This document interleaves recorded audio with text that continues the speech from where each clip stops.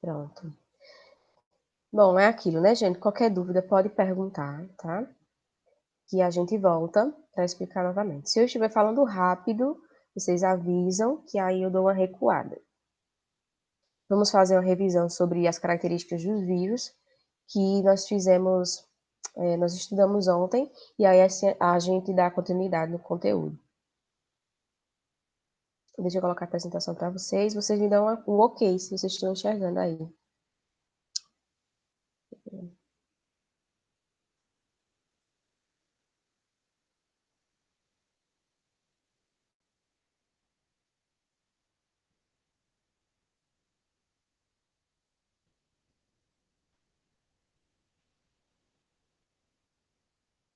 Pronto. Caroline já disse que tá ok lá para ela. Então, vamos lá. O conteúdo de vídeo, gente, não é um conteúdo difícil, tá? Na verdade, todos os reinos, eles não são difíceis. E o conteúdo de vírus também. Mas, como são informações novas, pronto. Como são informações novas, né? A gente tem que dar uma olhada, assim, com maior carinho, né? Para conseguir entender. Então, dentre as características que nós falamos ontem, só para dar um resumão, nós vimos que os vírus, né, eles são considerados sistemas biológicos. Isso. São chamados sistemas biológicos, gente, tá? Por muito tempo teve essa discussão se eles eram seres vivos ou não, mas hoje eles são, sim, considerados vivos. E aí a gente chama de sistemas biológicos. Uma das características mais interessantes é porque eles conseguem chegar, né, a tamanhos assim muito pequenos, tá? Então, se você vê a comparação, isso aqui é uma bactéria e esses são os tipos de vírus. Então, os vírus eles conseguem ser menores ainda que as bactérias, para vocês terem noção. Então, o maior vírus é esse que vocês estão vendo aí, ó, o que está em amarelo, parece uma esponja. E ao lado de uma bactéria, gente, parece nada também. Então, é uma das características interessantes dos vírus, né? Eles serem os menores seres biológicos existentes até hoje, né? Até então. E isso é uma característica importante para eles, porque eles conseguem, gente, atravessar as membranas das células com maior facilidade, né? Eles conseguem atravessar as barreiras do nosso corpo com maior eficácia. Por isso que tem muitos vírus que conseguem ser manejados, gente, pelo ar, assim, de forma muito fácil. Por exemplo, como o coronavírus, né? Consegue ser disseminado de forma muito rápida, porque são indivíduos, assim, muito pequenos. Então, uma característica interessante dos vírus, eles serem as menores entidades biológicas. Nós vimos também que eles possuem uma grande diversidade, né, de formas, de formatos, na verdade, de formas de atuação. Então, nós temos vírus que têm formas mais geométricas, temos vírus que são mais complexos, como a gente viu na aula anterior. Então, tem uma diversidade muito grande. Cada família de vírus pode ter um mundo de vírus diferente. Então, por exemplo, o coronavírus é um grupo, né, uma família de vírus, que dentro desse grupo tem vários tipos de coronavírus. Então, por isso que geralmente a gente coloca numerações. Por exemplo, o vírus da influenza é H1N1. Mas aí, gente, a gente tem cepas que é H1N2, H2N3, H1N3. Por isso que a gente dá numerações. Porque dentro de um grupo, a gente tem um mundo digamos assim, de indivíduos, né, de espécies de indivíduos diferentes, de vírus. Então, ele tem grande diversidade, porque ele tem uma grande capacidade de mutação. E aí nós vimos a constituição, né? Então, os vírus, eles são seres acelulares, não são constituídos por células, logo, eles não têm organização celular, tá? Eles são sistemas biológicos formados apenas por proteínas e por material genético, ou seja, por ácido nucleico. Esse ácido nucleico ele pode ser DNA ou RNA. E aí nós vimos a estrutura desses vírus, né? Esses vírus, eles podem ter uma estrutura mais simples, ou também eles podem chegar a estruturas mais complexas, onde eles vão apresentar anexos complementares, que vão estar ajudando, auxiliando eles no processo de infecção. de modo mais simplificado, todos os vírus, eles vão ter necessariamente o material genético, que pode ser, a gente já tinha visto também, DNA e RNA, de fita dupla ou de fita simples, os dois. Eles vão ter também uma carapaça, uma cápsulazinha, que vai servir de proteção ao material genético, que a gente chama de capsídio. Esse capsídio aqui, ele é formado por unidades, que a gente chama de monômeros, mono 1, né? Então, é formado por unidades de proteína, por monômeros. Em alguns livros, a gente vai encontrar chamando de capsômeros, e eles vão se unir e vão formar o capsídio, que é a cápsula de proteção. Mari, Caroline, isso é uma pergunta ou é uma afirmação, Caroline? É uma afirmação, é só uma curiosidade assim que eu pesquisei um pouco sobre os vírus, aí falaram isso. Muito bem, é isso mesmo. Na verdade, os retrovírus, né, os vírus de RNA, eles possuem uma estrutura a mais, que é a transcriptase reversa. E por possuir essa proteína, né, essa enzima, de certa forma, eles são vírus que passam por maiores modificações. Mas a gente fala sobre isso mais na frente, mas isso é verdade, e é uma curiosidade interessante.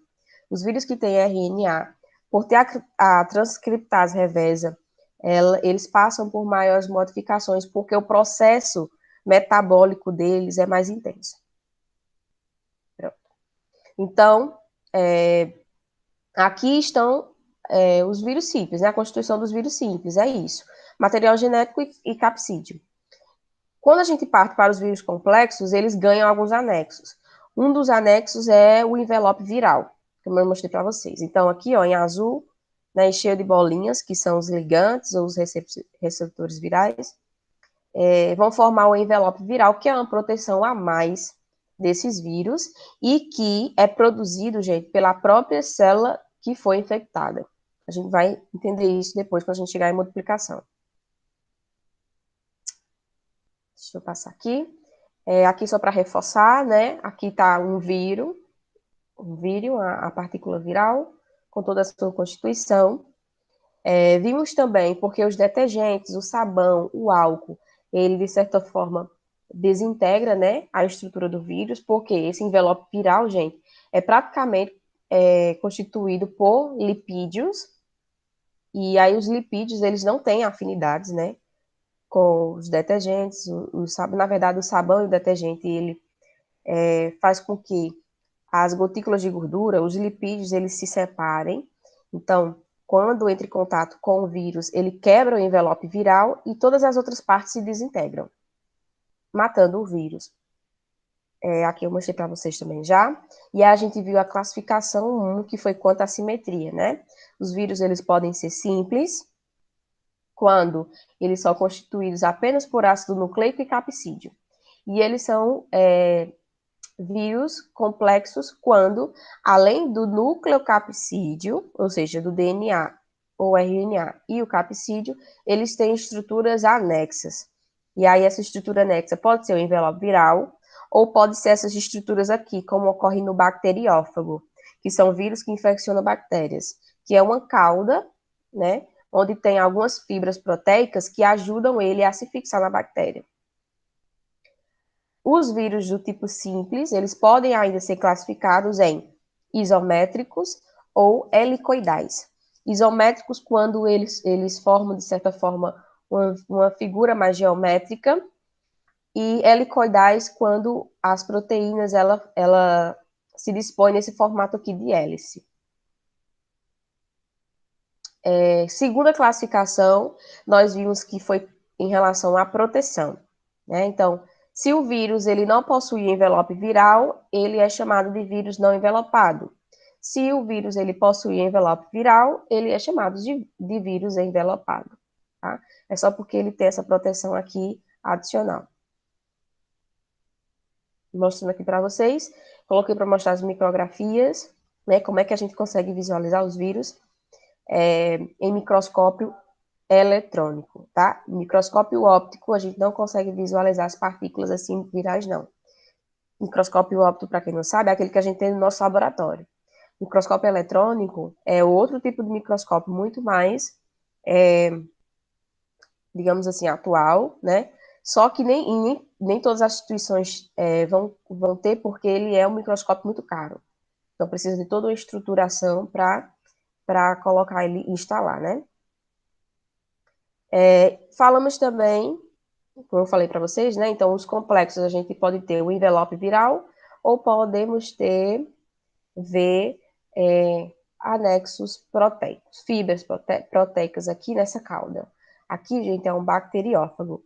Todos os vírus que infeccionam bactéria, eles vão ter essa estruturação aqui, tá? Tem o DNA, tem a cápsula, que a gente chama de capsídio, e tem essa cauda aqui, que ajuda eles a se fixarem na bactéria. Micrografia do bacteriófago, para vocês verem. E por último, nós vimos também essa classificação, tá? Que nem todos os livros contêm, mas existe a classificação. Então, quando o ácido nucleico do vírus é DNA, comumente, não, geralmente a gente chama de adenovírus. Quando é RNA, a gente chama de retrovírus. Como é que eu identifico se é de fita dupla ou de fita simples? Porque unicamente nos vírus, o DNA ele pode ter uma fita simples e o RNA pode ter fita dupla. Por que eu estou falando unicamente? Porque nos outros seres, todos os RNAs são de fita simples e todos os DNAs são de fita dupla, tá? Só aqui no vírus que ocorrem esses 4 tipos. Então, se eles forem, o material genético for de fita simples, a gente representa com o SS. Se for de fita dupla, a gente representa com DS. Isso é só a título de informação. Se há alguma imagem que vocês virem, tiver essa simbologia aí, vocês já vão saber o que é que se trata. E aí a gente tinha parado justamente nisso aqui, no praticando. Meu Deus, a nossa aula passa muito rápido. A gente tinha parado aqui no praticando, tá, gente? Então, vamos de modo mais rápido para a gente dar continuidade. A gente já tinha falado sobre alguns desses daqui. Então, o vírus número 1, como é que a gente pode classificar ele? O que eu observo primeiro? Isso, se ele é simples ou se ele é complexo, tá bom? Por exemplo, esse aqui, gente, eu percebo que ele tem um envelope a mais. Eu não estou vendo o capsídio. O capsídio, ele sempre tem formato geométrico ou helicoidal. Então, por exemplo, o 1, eu tenho certeza que ele é um vírus complexo.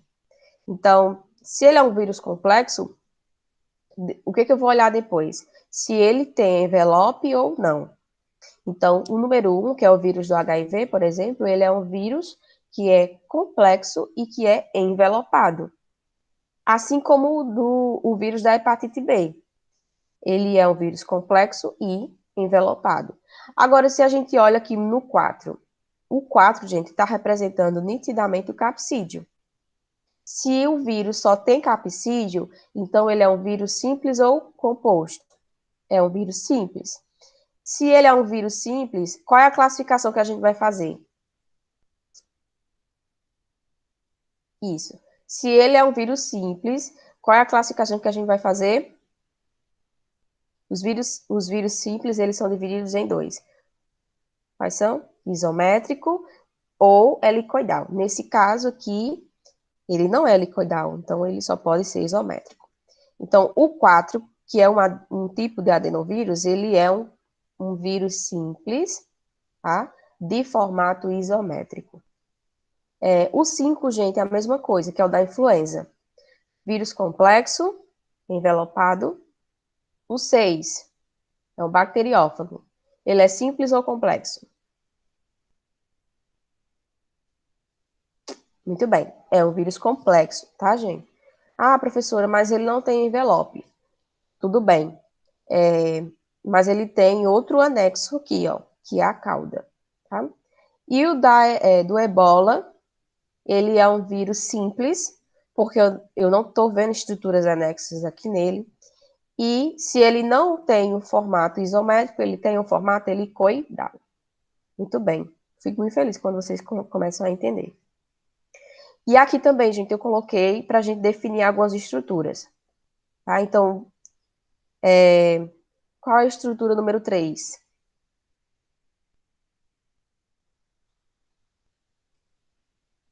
Estrutura número 3, o que é? DNA. DNA não, é o material genético. Porque a gente não sabe se é RNA ou se é DNA, tá certo, gente? Então a gente fala assim, então é o material genético. O 4, qual é o nome dessa estrutura?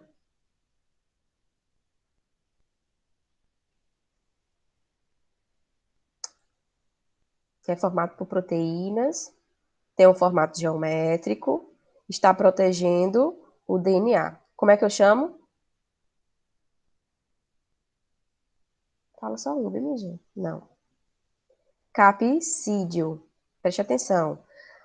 A estrutura que está mais próxima ao DNA, que está protegendo o DNA, é chamado de capsídeo. E ele tem um formatinho aqui, ó, gente, ó, geométrico, tá? Tá? Para quem, João está dizendo que é péssimo de lembrar nome. Para quem é péssimo, a dica é desenhe. Faça o esquema no caderno. Quando você desenha, faz o esquema, você não consegue esquecer mais. A segunda estrutura, agora sim, é a membrana, né? É o envelope viral. Tá vendo? E, por último, nós temos aqui, número 1, são os ligantes ou os receptores virais.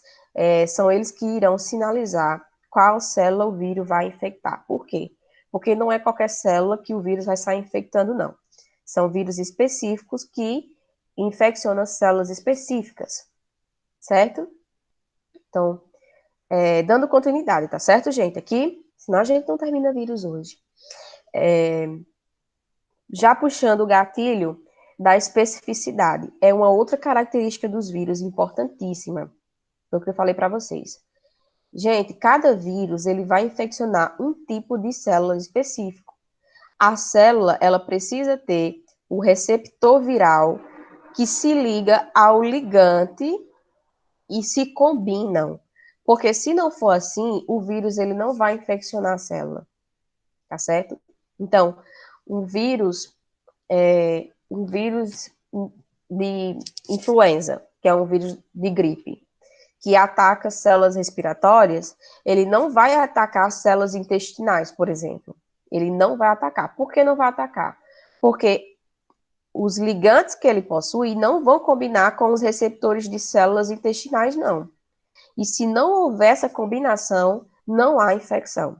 Então, uma outra característica dos vírus é essa especificidade entre vírus e célula que vai ser infectada, tá certo? Então, os ligantes, eles precisam se conectar perfeitamente aos receptores virais. Quando ocorre essa conexão, aí sim, o vírus consegue infeccionar a célula, ok? Só consegue infeccionar células que possuem receptores compatíveis com os seus ligantes, com os ligantes do seu envoltório, tá certo?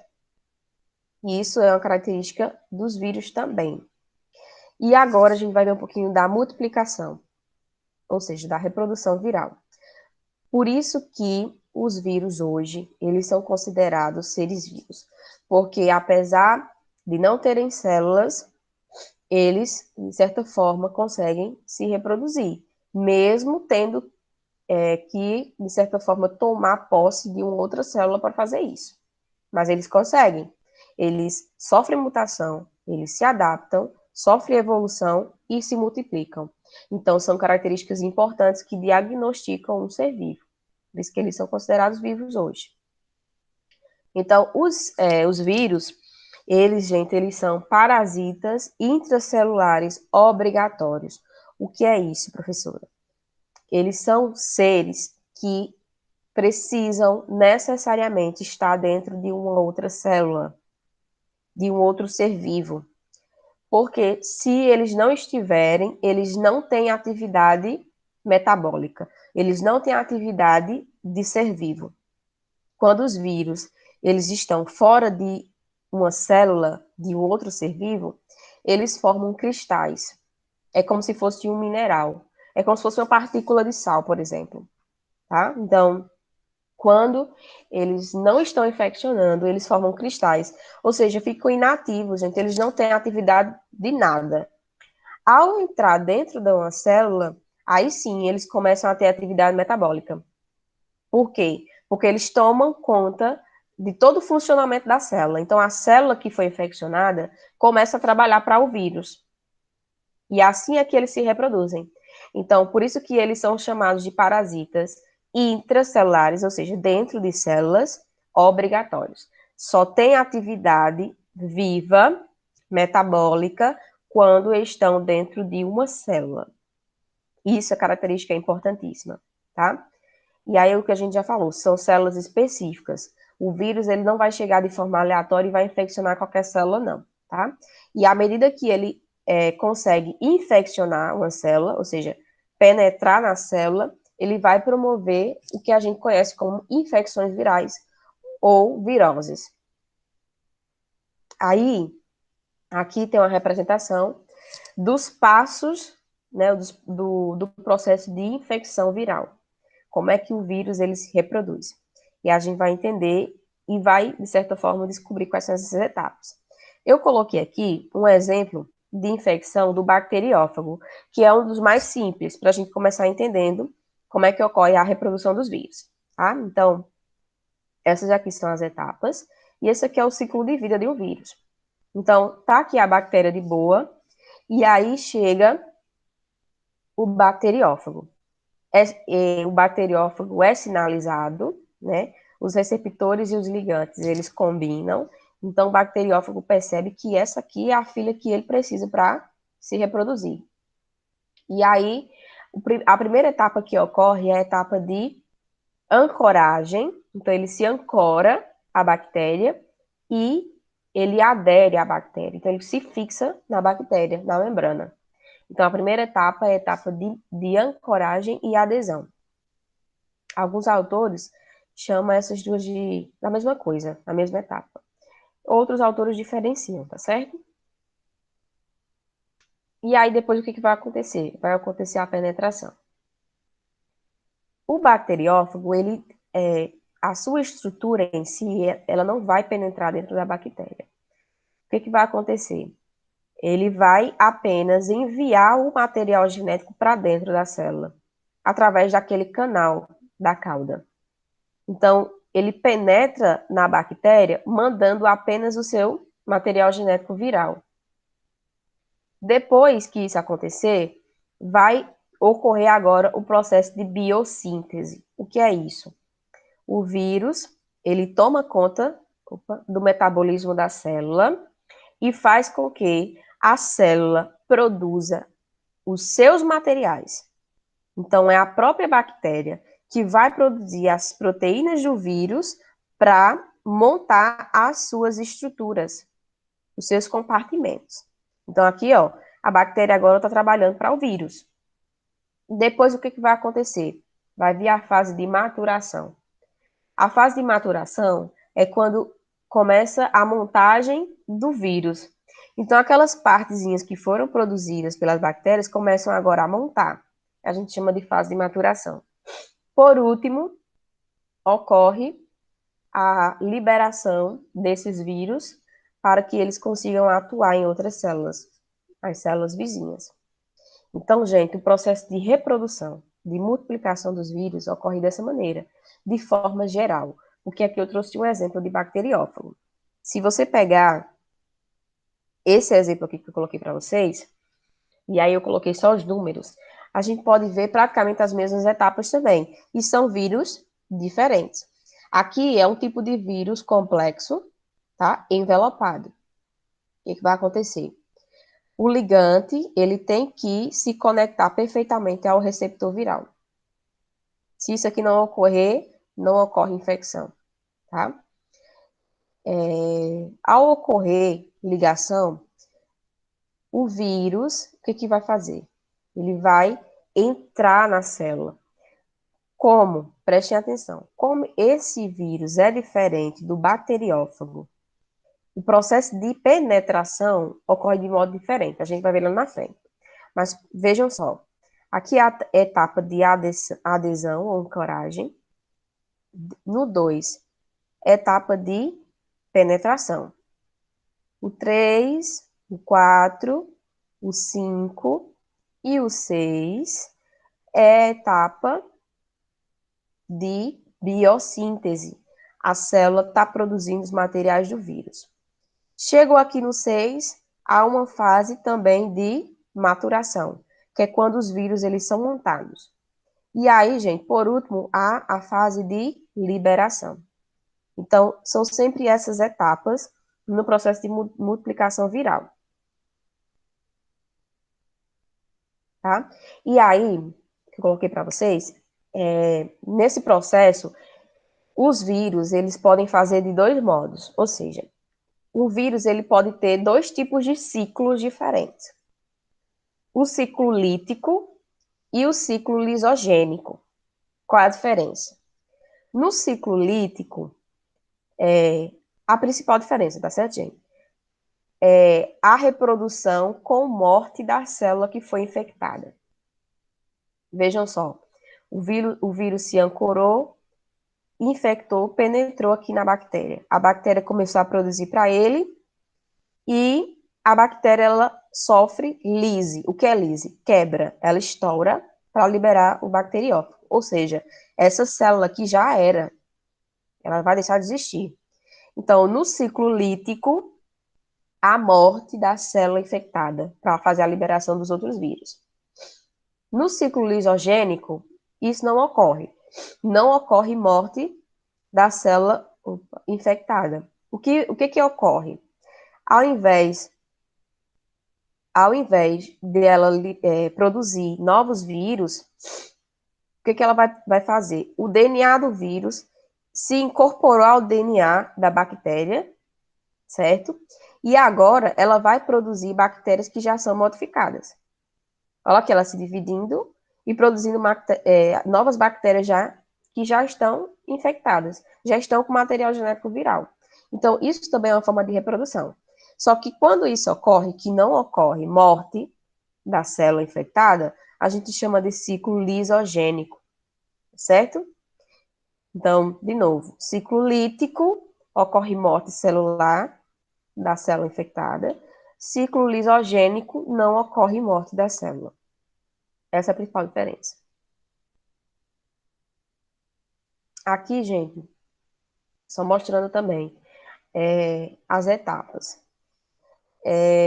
Dependendo do tipo de vírus, detalhe, dependendo do tipo de vírus, a forma com que essas etapas elas procedem pode variar um pouco, até porque cada vírus vai ter a sua especialidade, sua especificidade, tá?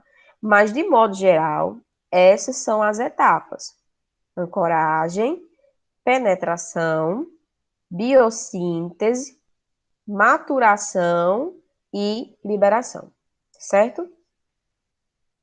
Aqui eu coloquei um exemplo de biossíntese quando o vírus ele tem DNA. Como vocês podem ver aqui, ó. Então, gente, ocorre de modo mais simples, simplificado, entre aspas, né? Por quê? Porque o DNA, ele já vai... A bactéria, ela tem DNA como material genético. Todas as bactérias têm DNA como material genético, tá? E aí, como o material genético do vírus já está em DNA, então é como se eles já estivessem na mesma língua. É como se as informações conseguissem ser, de certa forma, interpretadas. Por quê? Porque eu tenho um DNA com DNA. Agora, então, o percurso corre de forma normal. O DNA se incorpora ao DNA da célula, a célula começa a produzir os vírus com o DNA e libera. Quando o vírus ele tem RNA, o que acontece? Esses vírus, naturalmente, eles precisam ter uma enzima que é chamada de transcriptase reversa. O que é isso? o DNA da célula que foi infeccionado não vai conseguir ser compatível com o RNA. Aí o que que o vírus vai fazer? Ele primeiro vai pegar o seu RNA e transcrever as informações do RNA em DNA para que esse DNA consiga conversar com o DNA da célula infectada. Eu não sei se vocês estão entendendo. Então, existe um processo maior quando o vírus ele tem RNA, tá certo? Então, quando isso ocorre, são vírus que a gente demora mais a entender o processo, mais difícil de entender o processo. E são vírus também que podem ter um maior grau de mutação. Por isso, por exemplo, que o HIV, o vírus da AIDS, ele é um vírus que precisa ser muito estudado, porque é um vírus que tem RNA, que tem a transcriptase reversa, e todo o processo que ocorre no vírus tem algumas lacunas que são incertas, a gente não tem o conhecimento como ele age. Então, os vírus que são retrovírus, né, que tem RNA, eles são mais complexos, tá certo? Só para mostrar a diferença mesmo. E aí, gente, falando um pouquinho da penetração, como eu tinha falado para vocês.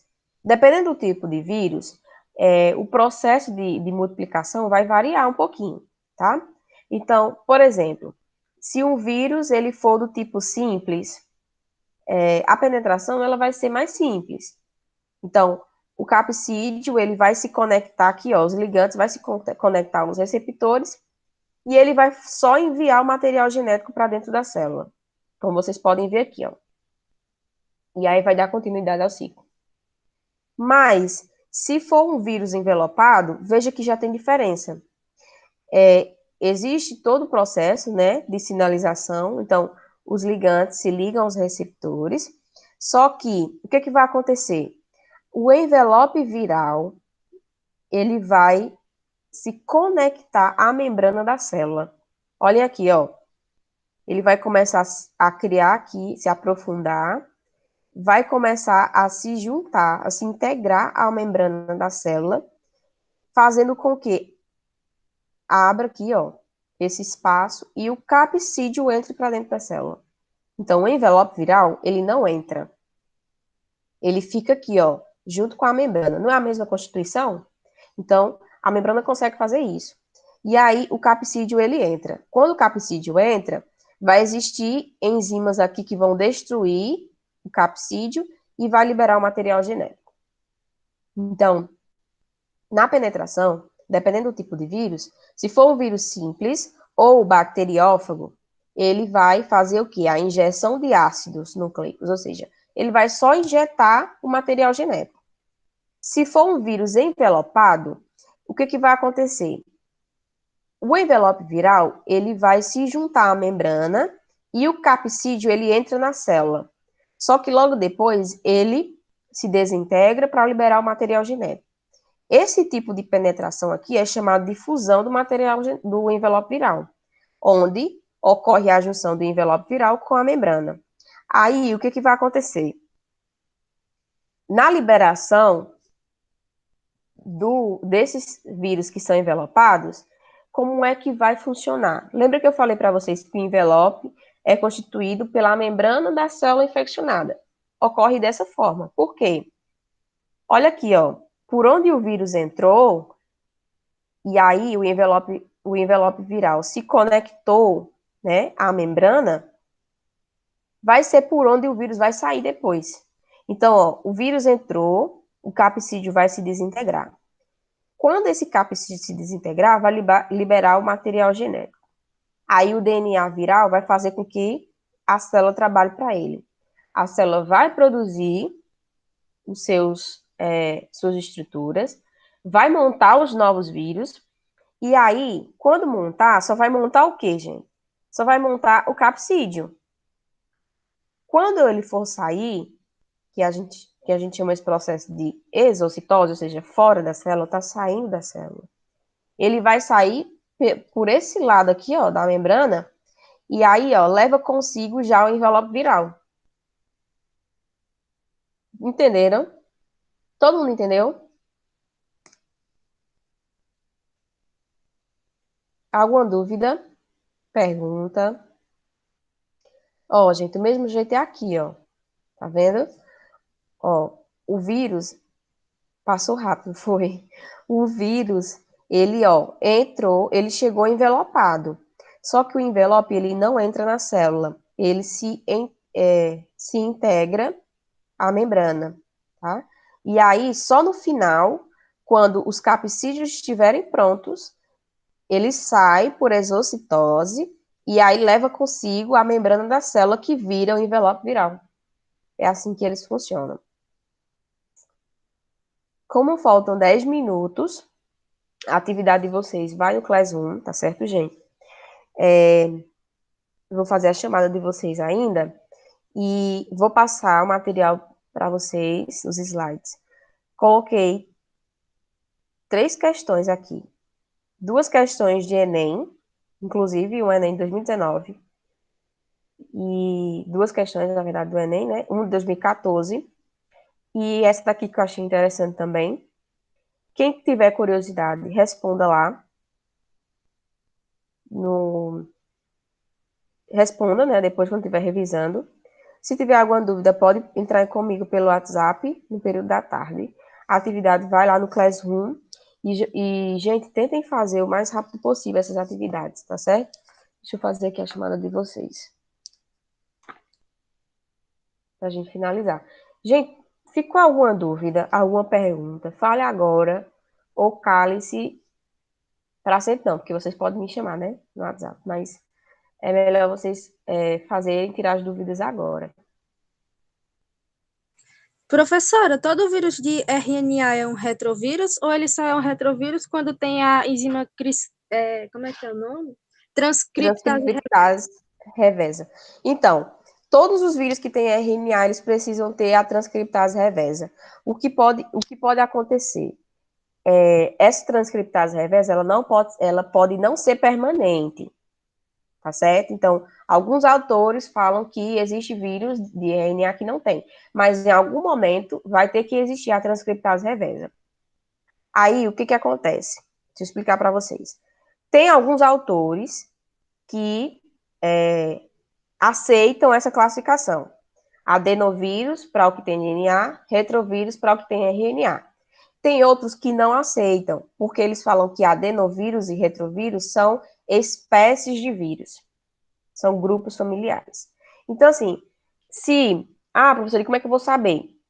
Você vai ter que ler o contexto. Se vier uma pergunta falando dessa classificação, adenovírus e retrovírus, você vai lembrar que se trata de vírus que tem RNA ou DNA. Mas, gente, todos os vírus que têm RNA, eles precisam da transcriptase reversa para fazer justamente essa conversão do RNA em DNA. Entendeu? Você perguntou? Pronto. Muito bem. Alguma outra pergunta?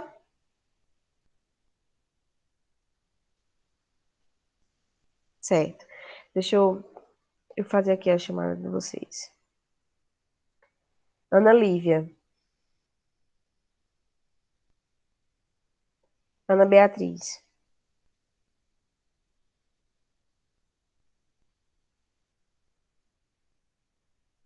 Eu também achei mais rápida hoje. O que foi isso, hein? E é porque a gente começou no horário certo.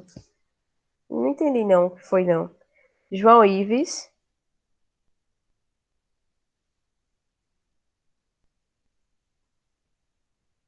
Luan. Mas eu sei o que foi. Quando a gente tá revisando um assunto que já tá fresquinho na cabeça de vocês, a aula parece mais rápida mesmo. Luiz Carlos. Marcos Vinícius.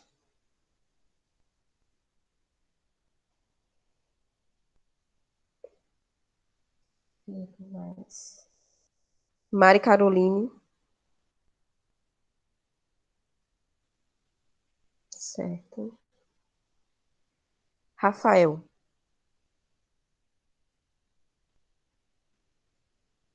Rauan.